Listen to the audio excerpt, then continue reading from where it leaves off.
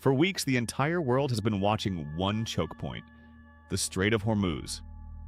That's not where the real danger is anymore.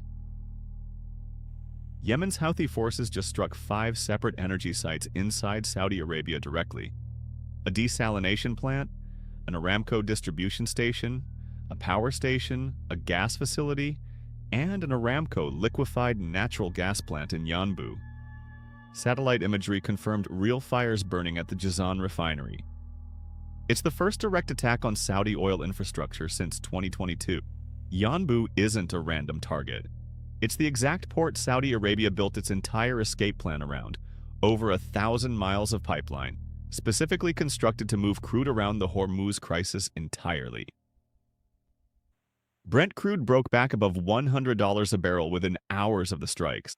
Nobody planned for the escape route itself to end up on fire? That's what this documentary is going to do. Here's why this second strait matters as much as the first.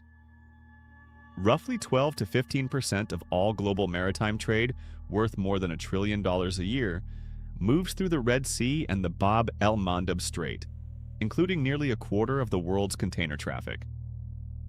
This isn't a side channel. It's one of the arteries the entire global economy depends on.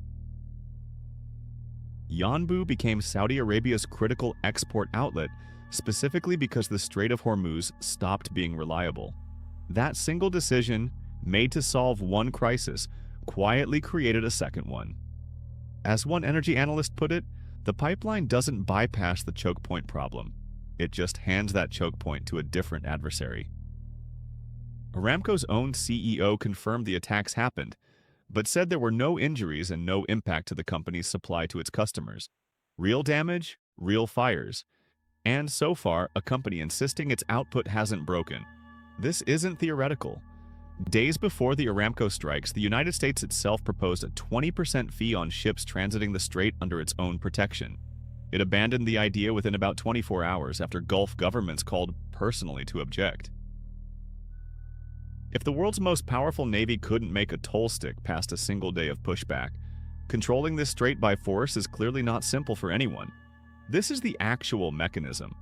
It's not that one crisis is happening, it's that the fix for the first crisis built the second one, and now that second one is under direct attack. With Hormuz effectively under Iranian naval pressure and Bab el-Mandeb inside a Houthi blockade zone, Saudi Arabia's remaining options are all worse than the one it already tried. Reroute again, this time through the Suez Canal and the Sumd pipeline further north, at even greater cost and slower pace. Accept smaller export volumes, or hope the damage at Jazan and Yanbu stays as limited as Aramco says it is. That's what this documentary is going to do. The last time margins looked anything like this was the summer of 2022, right after Russia invaded Ukraine, when the entire system was relearning how fragile refining capacity actually is. This time, the spread has gone even higher. That earlier spike eventually eased, but it took the better part of a year, and diesel-dependent industries absorbed the cost the entire time.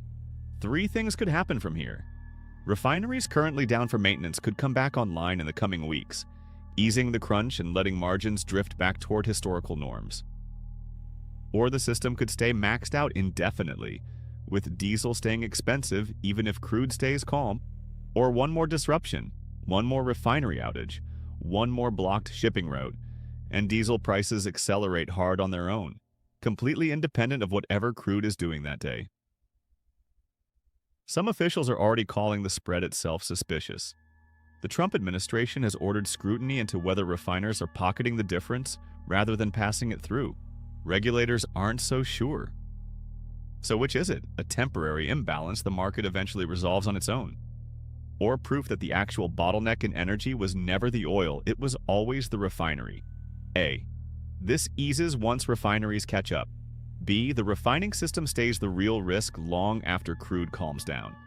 Comment A or B. Full documentary every Thursday.